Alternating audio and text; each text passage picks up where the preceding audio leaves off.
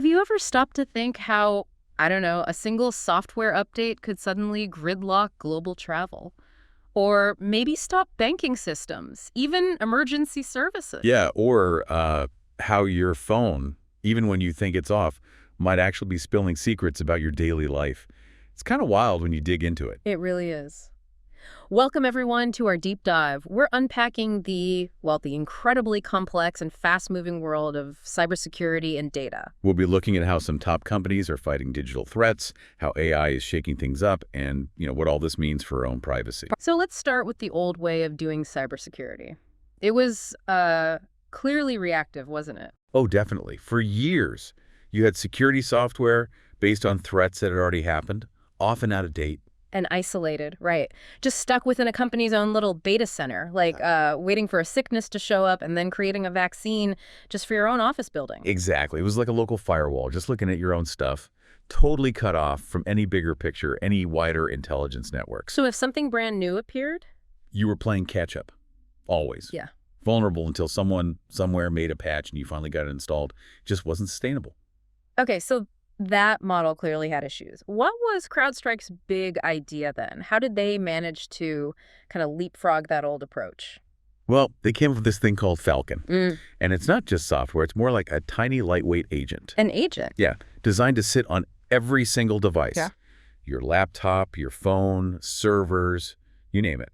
Anything connected at the edge of a network. Okay, agents on devices, lots of companies do that. What's the real difference here? The difference is where those agents talk to. See, normally they'd report back to software inside the company's own data center. Right. But with CrowdStrike, all the Falcon agents from all their clients everywhere in the world, they all talk to one single central CrowdStrike cloud. Oh, okay, so not thousands of separate company systems, just one massive cloud platform. Exactly. That is the game changer. It creates this unified view. And that's the crowd part of the name, I guess, the crowd advantage. Precisely. Think of it like this, right? Imagine Austin Energy. They're a CrowdStrike client. If they get hit by some new kind of attack, Okay. that threat information, the indicators of compromise, they don't just stay within Austin Energy. It's instantly fed into that central CrowdStrike cloud. So the system learns from the attack. Instantly. And then countermeasures can be developed and pushed out immediately to every other CrowdStrike client. Other companies in Austin, sure, but also businesses nationally, globally. Wow. So an attack on one company actually helps protect everyone else on the network? Yes, in real time. That's why they talk about collecting nearly 1 trillion security incidents. Each one makes the entire system smarter and faster for everyone. It flips the whole model from isolated defense to, like, a collective immune system. A collective immune system. I like that. And the CEO, he talks about this idea of bending time. What's that about? Sounds intense. It is, yeah. It basically means that, look, incidents are going to happen. You can't stop everything. Yeah. But the goal is to shrink the time between detection and remediation. Okay, make that window smaller. As small as possible. To stop an incident before it explodes into a full-blown damaging breach. Yeah. It's literally a race against the attackers. Seconds matter. The faster you react, the less damage they can do. And the tech helps with that speed, right? This threat graph thing. Yeah, the threat graph is clever. It's not just looking at one machine saying, I'm infected. It maps out connections, interactions between devices, processes. Like a network map of the attack. Kind of, yeah. It helps see if a threat has spread, where it came from, what else it might be touching. It sees suspicious patterns, not just isolated events. And then the AI investigator. Right, so the AI investigator takes all that complex graph data and gives you like a plain English summary of what's happening. It finds related context, helps you understand the scope, and ultimately shrink that attack surface faster. Makes sense. So who are these adversaries then? The ones needing this level of defense? It's obviously not just bored teenagers in basements anymore. Oh, definitely not. CrowdStrike is really built to tackle the big leagues. We're talking mainly 3 categories. Okay. First, you've got nation states. Actual foreign intelligence agencies, like, say, the Russian FSB or others, actively trying to breach networks for espionage or disruption. Okay, serious stuff. What else? Then criminals. Organized crime groups. Their game is usually money. So ransomware, locking up your data and demanding payment, or just straight up stealing sensitive data they can sell. Right, the profit motive. And the third? Hacktivists. These are groups or individuals motivated by a cause. They might deface a website, leak documents, basically trying to make a statement or draw attention. So nation-states, criminals, hacktivists, and CrowdStrike is dealing with this globally. Absolutely. They operate worldwide. Hmm. It's a constant digital arms race out there, and these security companies are effectively on the front lines. Given that kind of threat landscape, AI must be crucial. You mentioned CrowdStrike uses AI. Yeah, they were actually what you'd call an AI native company from the start. They were using machine learning years ago to spot attacks, even novel ones they hadn't seen before, long before generative AI was everywhere. So AI has been baked in from the beginning for them. Right. And now, of course, like everyone else, they're integrating generative AI too. Okay, we've talked a lot about protecting big companies, but you hinted earlier about personal data. Yeah, the same digital threads connecting corporations also weave right through our personal lives. And honestly, some of this is pretty eye-opening, maybe even a bit unsettling. Well, first off, that idea that your phone is truly off when you power it down, it's mostly a myth. Really? But the screen is black, nothing's happening. The main operating system might be off, Hmm. but the battery's still connected, it's still draining slowly.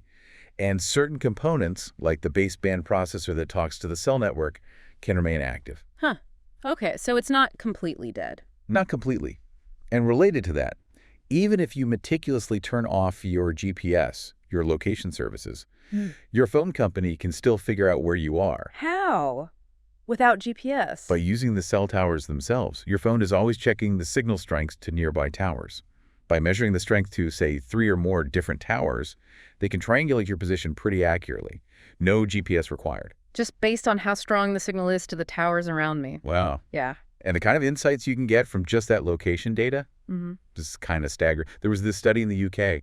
Researchers got permission, ethically, from about 200 people, to analyze just their cell tower location data for 6 months.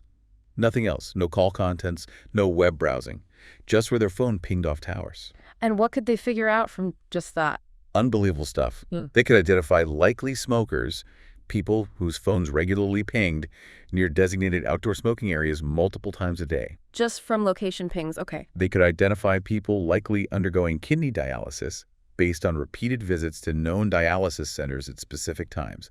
People with multiple kids based on visiting different schools regularly. Wow. Even things like who might be drinking during the day, phones pinging at liquor stores or bars during work hours, people with pacemakers based on visits to cardiology clinics, people visiting psychiatrists, all inferred just from anonymous location points over time. That is incredibly detailed and kind of scary how much movement patterns reveal. It really is. And it raises huge privacy questions, especially globally, because the privacy laws protecting, say, a U.S. citizen in the U.S., they might not apply the same way when that citizen travels to the UK. Oh, right. So my U.S. phone data when I'm physically in another country might be subject to their laws and surveillance? Potentially, yes. Yeah. And vice versa for visitors to the U.S. Your digital footprint doesn't necessarily carry the same protections across borders. Short of leaving all your electronics at home, completely avoiding this kind of tracking is, well, extremely difficult. Leaving your phone behind, that feels drastic, but maybe that's the only way. It highlights the pervasiveness. And this interconnectedness, this reliance on complex systems, it has other risks too, even beyond privacy or deliberate attacks. Like what? Like catastrophic failures from simple mistakes. There was a major incident, relatively recently, caused by a single non-malicious content update for the Microsoft operating system. Not a virus, not a hack, just a routine update file. Like a content update. What happened? It contained a flaw.